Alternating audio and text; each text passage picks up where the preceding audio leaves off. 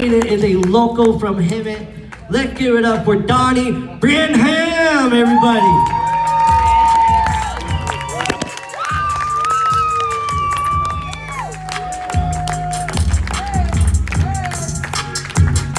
Derby, what's up?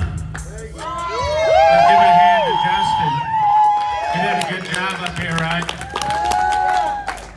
I don't know what it is, but every time I see Justin, I just want to go, we represent the Lollipop Kid. Lollipop Kid. I don't know what it is, but seriously, I'm very happy to be here. I'll tell you why I'm happy to be here. I was getting ready, me and my wife. We got 3 dogs. Well, I'm getting ready, one of the dogs who's, kind of fat, lazy, and a beggar, decides he's gonna walk out in front of me. So I said, move your fat, lazy, begging ass out of the way. About that time, my wife walks out of the room, like right in front of the dog. So I looked at her and I said, I was talking to you, not the dog. Yeah, I'm telling you what, fellas, you married, you get that look. That look that says, you had better life insurance, you'd be dead. I ain't putting up with that stuff, right? So I'm really happy to be here. Another question I get all the time with this accent is, where are you from? Believe it or not, I was born in Torrance, California. Not Torrance, Alabama. I promise you. California, born and raised. So about 19, I joined the service and went about my merry way. But, as growing up, we all got those friends, that kind of stick with us, right? We had a friend we used to call Pigpen because his football uniform was always dirty, every practice. So we named him Pigpen from the Charlie Brown show, you know what I mean? It stuck, like through his whole high school career. We're like, Piggy, man, where you going tonight?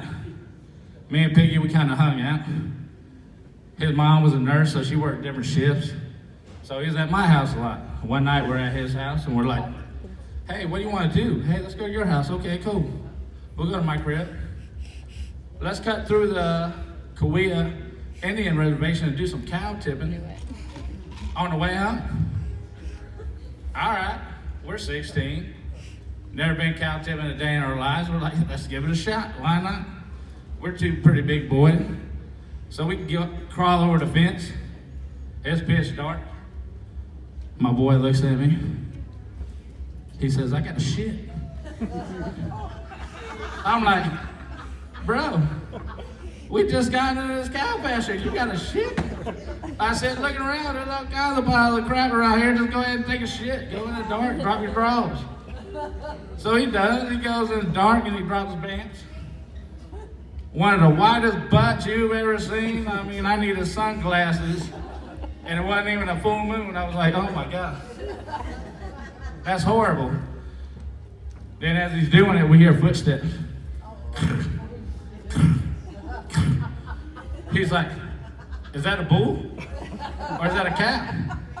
I'm like, bro, I can't see him. I don't know. It's pretty dark out here. The only thing I see is your ass.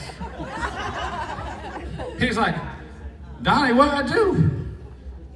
I'm like, take a shit. I don't know. What do you do? So I look and all I see as the steps get closer is this white ass out in the dark going, where's it coming from? Is it a cat? Is it a bull? What is that? Holy crap. Right? And I was like, bro, relax. So he pulls the pants up, we take off, we finally get home. So being raised in California, I had a strict grandfather, old-fashioned Mexican man. Walk your girlfriend to the door, all that kind of stuff. I didn't do it one time. I got grounded for 2 weeks. I was like, holy crap, I got grounded. We're not walking her to the door. Man, that's crazy. So I come home on leave one time, and I come out of a restaurant, and I see his car at the dentist's office. So if you've ever been to Anza, a real small town, everybody kind of knows everybody. So I was like, hey, my grandpa's over there, let me go see what's going on. So I walk in, I see the receptionist. Went to high school with her. She's like, Donnie, what's up? I'm looking for my grandpa. Oh, he's in room whatever. I was like, okay. Let me check it out. So I go to his room. He's in a chair. He can't see me. He has no idea I'm coming behind him. So I'm like, Mr. Ortega, I need you to go ahead and open your mouth about as far as you can. So here's my 60-year-old grandfather in the chair going. I'm like, sir, that's not wide enough. I'm gonna need you to get wider. So he's stretching his mouth as far as he can. Boy, I'm telling you what, he's going to town. And I'm like, sir, that's still not wide enough. I'm gonna need you to get wider. He's like, at this point, he's like, what the hell is going on? He turns around, he sees me. He said, how the hell did you get in here? I said, I went to school with a receptionist. It's not that hard. Oh, my goodness. You can get anywhere in this town if you know somebody, right? So, another reason I'm glad to be here is I took a little trip to Myrtle Beach, South Carolina. Golf capital of the world for a lot of people. Guys trip. My wife's like, here, happy birthday, here's $300. Go on a trip. I was like, cool, got 2 buddies. One light-skinned brother, one white guy, me, half Mexican, half white. So we had a good race going down there. We get there about 11 o'clock, check in the hotel. We're like, let's go get something to eat. Okay, cool. So we walk the pier, go get something to eat. I'm like, man, the burger's good, but it's the guys trip, man. Let's do a shot. Yeah. Let's have some fun. Let's cut loose, right? Oh, yeah. So we get a shot. Yeah. Little did I know what that was going to turn into later that night, I promise you. Get her did. So we go across the street to the bar, and my buddy starts just buying drinks left and right. It's like 2 in the morning. We got a tea time at 8 o'clock in the morning. I'm like, bro, I'm gonna call it. I'm gonna walk back to the room. So my buddy goes, hey man, last thing he tells a drunk guy getting ready to walk to a room is, be careful. People will take advantage of you because you're drunk. They might try to steal your wallet. So I'm like, all right. I go about my merry way, stumbling down the street. Hey, what's going on?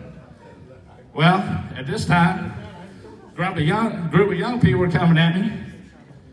I had flip-flops on. I tried to get out of the way. I fell off the curb. I said, oh shit. Fell, bam! I busted my elbow, I'm bleeding. They're trying to pick me up, and I'm like, get away from me, you're gonna take my wallet. Everybody just let me be. I'm trying to kick them off. They're just trying to help me up, so. I get up, stumble my way back to the hotel. On the way to the hotel, I had a genius idea. I said, you know what's good for a wound? Salt water. Salt water's good for a wound. I know just how to fix that. I walked in the hotel, walked out the back to the beach entrance, got on the beach, took my hat off, took my phone out, took my wallet out, so I was still sober enough to do that. How? Don't ask me. Walk in the ocean. Full clothes. Walk in the ocean over my head. I'm out there in the ocean. I'm like, one thing that didn't strike me till later is sharks smell blood. And they feed at night.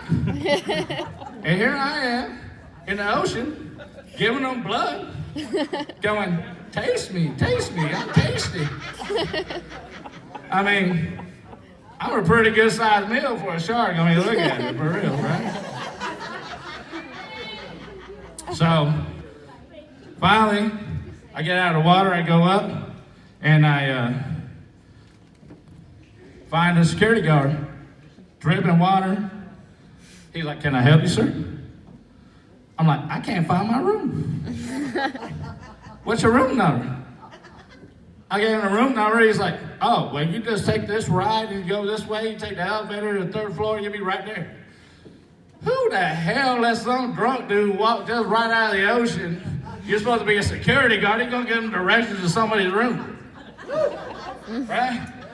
So my buddies, they're still gone by the time I get there. So I set my alarm so I don't miss the tea time, and start dabbing my blood with all the white towels. Well, by the time they got back to the hotel room, I had to use all the white towels with blood. I was golfing. They had no idea where I was. Why the frick I drove to the golf course, I have no idea, but still.